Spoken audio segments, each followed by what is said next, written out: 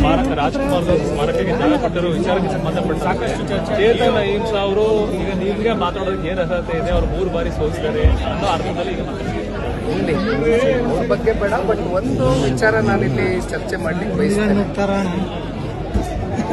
Doctor Rajkumar ಅವ್ರನ್ನ ಇಡೀ ಕನ್ನಡ ನಾಡಿನ ಜನತೆ ಅಣ್ಣವರು ಅಂತಕ್ಕಂಥದ್ದು ಬಹುಶಃ ಮೊದಲನೇ ಅಣ್ಣನ ಸ್ಥಾನವನ್ನ ಕೊಟ್ಟಂಥದ್ದು ಅದು ಇಡೀ ಕನ್ನಡ ನಾಡಿನಲ್ಲಿ ಅದು ಡಾಕ್ಟರ್ ರಾಜ್ಕುಮಾರ್ ಅವರು.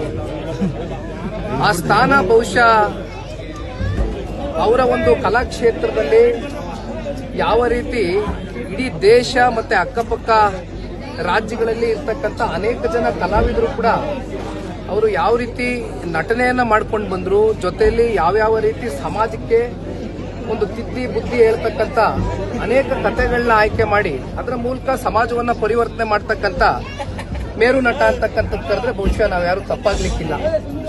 ಅಂತ ಡಾಕ್ಟರ್ ರಾಜ್ಕುಮಾರ್ ಅವರು ನಮ್ಮನ್ನ ಅಗಲಿ ಹೋದಂತ ಸಂದರ್ಭದಲ್ಲಿ ಬಹುಶಃ ಯಾವ ಸರ್ಕಾರಗಳು ಇಂಥ ತೀರ್ಮಾನಗಳು ಹಿಂದೆ ಮಾಡಿರಲಿಲ್ಲ, ಮುಂದೆನೂ ಕೂಡ ಮಾಡ್ಲಿಕ್ಕೆ ಆಗ್ಲಿಲ್ಲ.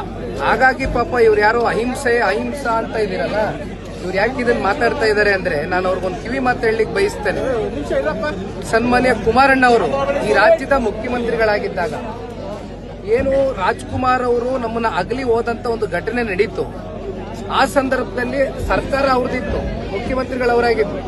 ಆಗ ಅವರು ತಗೊಂಡಂತ ಒಂದು ನಿರ್ಣಯ ಬಹುಶಃ ಮುಂಬರ್ತಕ್ಕಂಥ ದಿನಗಳಲ್ಲಿ ಇಂಥ ಘಟನೆಗಳು ಏನಾದರೂ ಕಲಾಕ್ಷೇತ್ರದಲ್ಲಿ ಸಾಧನೆಯನ್ನ ಮಾಡಿರ್ತಕ್ಕಂಥ ಕಲಾಭಿಮಾನಿಗಳಿಗೂ ಕೂಡ ಗೌರವ ಸಲ್ಲಿಸಬೇಕು. ಜೊತೆಯಲ್ಲಿ ಯಾರ್ಯಾರು ನಟರು ನಮ್ಮ ಒಂದು ಕರ್ನಾಟಕದ ಕ್ಷೇತ್ರಕ್ಕೆ ಒಂದು ಕೊಡುಗೆಯನ್ನ ಕೊಟ್ಟಿದ್ದಾರೆ, ಇಂಥ ದಿನಗಳೇನಾದರೂ ಎದುರು ನೋಡಿದಂಥ ಸಂದರ್ಭದಲ್ಲಿ ಮುಂಬರ್ತಕ್ಕಂಥ ಸರ್ಕಾರಗಳು ಈ ರೀತಿಯಾದಂಥ ಒಂದು ಗೌರವವನ್ನು ಅರ್ಪಿಸಬೇಕು ಅಂತಕ್ಕಂಥ ಹಿನ್ನೆಲೆಯಲ್ಲಿ ಒಂದು ಮಾರ್ಗದರ್ಶನವನ್ನ ನೀಡಿದಂಥದ್ದು ಸನ್ಮಾನ್ಯ ಕುಮಾರಣ್ಣವರು ಒಂದು ಮೇಲ್ಪಂಕ್ತಿಯನ್ನ ಹಾಕೊಟ್ರು.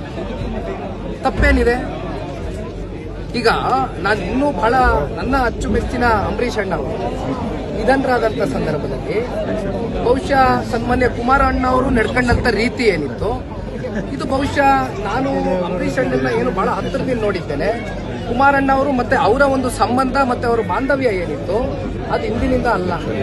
ಕನ್ನಡ ಚಿತ್ರರಂಗದಲ್ಲಿ ಹಂಚಿಕೆದಾರರಾಗಿ ನಿರ್ಮಾಪಕರಾದಂಥ ಕುಮಾರಣ್ಣ ಅವರು ಜೊತೆಯಲ್ಲಿ ಅಂಬರೀಷ್ ಅಣ್ಣ ಅವ್ರನ್ನ ರಾಜಕೀಯಕ್ಕೆ ಕರೆ ತರಲಿಕ್ಕೆ ನಿರಂತರವಾಗಿ ಅವ್ರ ಜೊತೆ ಇದ್ದಂತ ಒಡನಾಟ ಆ ದಿನಗಳಲ್ಲಿ ನಾನು ಕೂಡ ಚಿಕ್ಕ ವಯಸ್ಸಿನ ಹುಡುಗ, ಅವ್ರನ್ನ ಅವತ್ತಿಂದ ನೋಡ್ಕೊಂಡ್ ಬಂದ್ವು.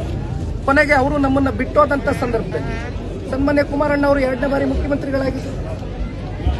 ಆಗ ಅವ್ರಿಗೆ ಅರ್ಪಿಸಿದಂತ ಗೌರವ ಅದೇ ಡಾಕ್ಟರ್ ವಿಷ್ಣುವರ್ಧನ್ ರವರು. ಅವರು ನಮ್ಮನ್ನ ಅಗಲೋದಂತ ಸಂದರ್ಭದಲ್ಲಿ ಸರ್ಕಾರಗಳು ಯಾವ ರೀತಿ ಗೌರವ ಅರ್ಪಿಸಿದ್ರು? ಯಾಕೆ ಅವ್ರಿಗೆ ಯಾಕೆ ಸ್ಮಾರಕ ಕೊಡಬಾರ್ದಾಗಿತ್ತು? ನಾವೇನ್ ಬೇಡ ಅಂದಿದ್ವಾ? ಕುಮಾರಣ್ಣ ಅವ್ರ ಮೇಲ್ಪಂಕ್ತಿ ಹಾಕೊಟ್ಟವ್ರು ಯಾವ ರೀತಿ ನಡೆಸ್ಕೋಬೇಕು ಕಲಾವಿದರನ್ನ ಅಂತ ಕನ್ನಡ ನಾಡಿನಲ್ಲಿ. ಇದನ್ನ ಮಾಡ್ಬೋದಾಗಿತ್ತಲ್ಲ ಮುಂಬಂತ ಸರ್ಕಾರಗಳಲ್ಲಿ. ಅದೆಂತದೋ ಫ್ಯಾನ್ ಮಾರು ಗೀನ್ ಮಾರು ಅನ್ನೋದಕ್ಕೆ ಯಾರಪ್ಪ ಸೃಷ್ಟಿ ಮಾಡಿರೋದು? ಗೌರವ ಕೊಡೋದೇ ತಪ್ಪ ಸರ್? ಇಷ್ಟು ವರ್ಷ ಅವ್ರಿಗೆಲ್ಲ ಏನ್ರಿ ಮಾತಾಡ್ತೀರಾ ರೀ? ಬಂದೊಂದು ಚುನಾವಣೆ ನಿಂತ್ಕೊಳಕ್ಕೆ ದಮ್ಮಿದ್ರೆ ಮನೇಲಿ ಕೂತ್ಕೊಂಡು ಅಲ್ಲೆಲ್ಲೋ ಟ್ವಿಟರ್ ಅಲ್ಲಿ ಅದೆಂತದೋ ಬರವಣಿಗೆ ನನಗೂ 1000 ಬರೀತೀನಿ ಈ ತರ ಅವ್ರ ಬಗ್ಗೆ